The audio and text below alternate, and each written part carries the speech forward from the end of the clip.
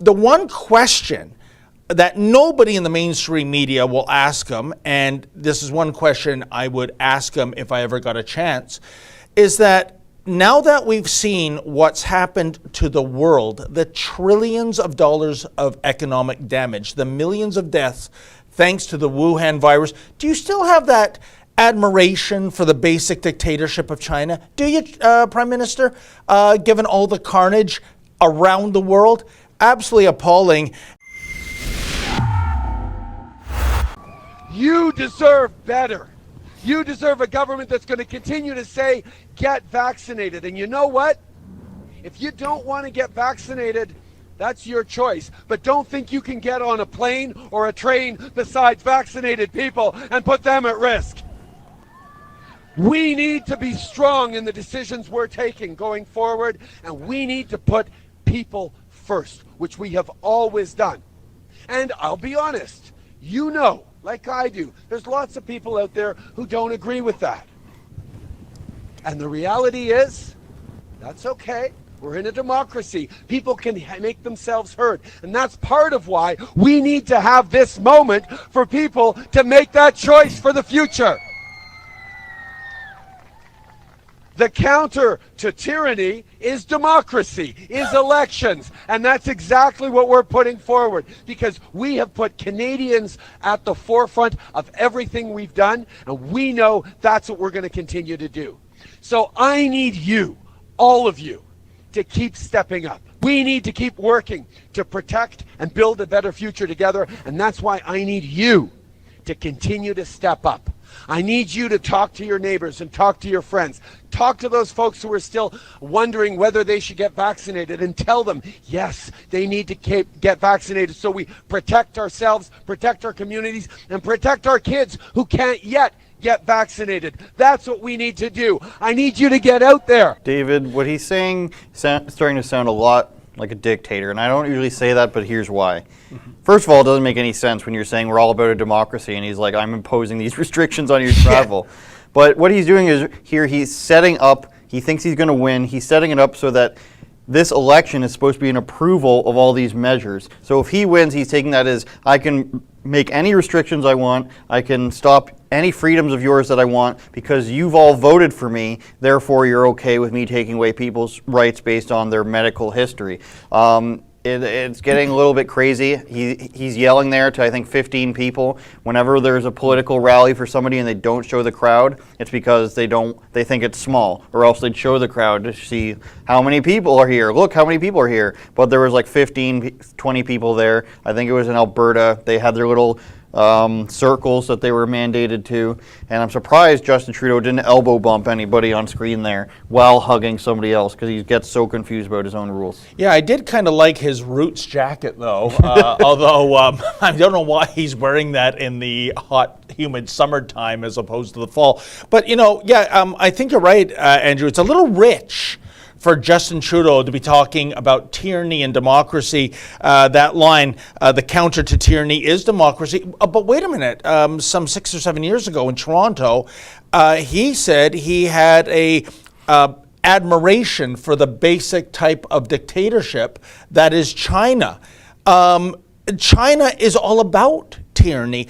The one question that nobody in the mainstream media will ask him, and this is one question I would ask him if I ever got a chance, is that now that we've seen what's happened to the world, the trillions of dollars of economic damage, the millions of deaths thanks to the Wuhan virus, do you still have that admiration for the basic dictatorship of China? Do you, Prime Minister, given all the carnage around the world? Absolutely appalling. And let's not kid the kidders, as they say down at the Midway. If there was a Midway, the X should be opening today, and of course, because of COVID, it's canceled. So way to go, John Tory. But it's this: yeah, you don't have to get vaccinated. We're not, dictators. We're not tyrants. Oh, read the fine print, though. If you want to enjoy all the other things of citizenship, such as air and train travel, increasingly going to rock concerts, sports events. If you don't get the jab, you're not getting in. So in other words, what he's not saying, Andrew, is that, yeah, you're free to avoid vaccination, but get used to living as a second-class citizen. He's also just not that bright. The way to get out of tyranny is not through voting. You think China's just going to let you vote Xi Jinping out? Unless he's talking about himself, and then people have the opportunity to vote out of his tyranny. I'm guessing his knowledge in world politics is not too high. He was a drama teacher. No offense to drama teachers, but he's just not a brilliant guy. He's not a person you want running your business, let alone like your football team or any smaller thing than that. It's just been run so poorly, and I used to give him a lot more credit for, actually speaking, even if I disagreed with it. But now it's got to the point where you're starting to see some anger in him, and it's starting to come across as, if you don't do what I say, then there's no place for you in this country. And if you vote for me, then we're going to get rid of these people. Essentially, we're going to make it so that they can't travel, they become second-class citizens. And I think the mask is starting to slip a little, where he's probably getting angry at the responses he's getting across the country.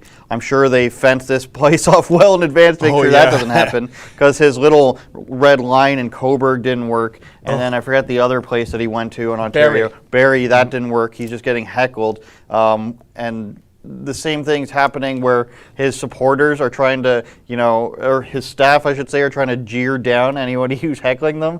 Producer Mocha's got a good video from that. I think that's going to come out at some point. Looking forward to that. You make a good point. The idea that tyranny can evolve into democracy without a revolution, that there's this natural process. It's quite the other way around. But yet, what would you expect from this government, Andrew, when you had Marc Garneau saying it's too early to tell if we're going to open up diplomatic channels to the Taliban? There's something worse than tyranny. It's terrorism. These are terrorists. These are Islamo-Nazis that will. The only right answer to that question was no, hard no. This is why we went into Afghanistan for some 20 years to get rid of these rats. And you're talking about it's too early to tell. Maybe this will be Taliban Light or Taliban 2.0. They're not your father's Taliban. Yeah. What they're saying is they expect Taliban to step up. And then there's all these news articles that said the Taliban